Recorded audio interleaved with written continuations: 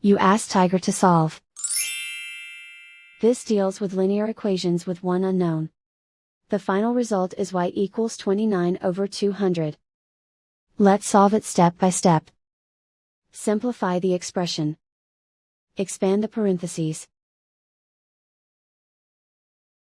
Multiply the coefficients. Simplify the arithmetic. Group like terms. Multiply the coefficients. Expand the parentheses. Simplify the arithmetic. Multiply the coefficients. Group all y terms on the left side of the equation. Add 220y to both sides. Group like terms. Simplify the arithmetic. Group like terms.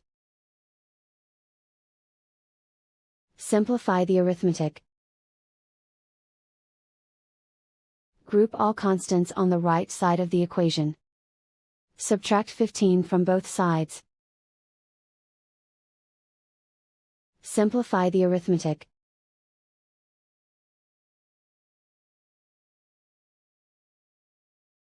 Isolate the y. Divide both sides by 200. Simplify the fraction. And so the final result is y equals 29 over 200.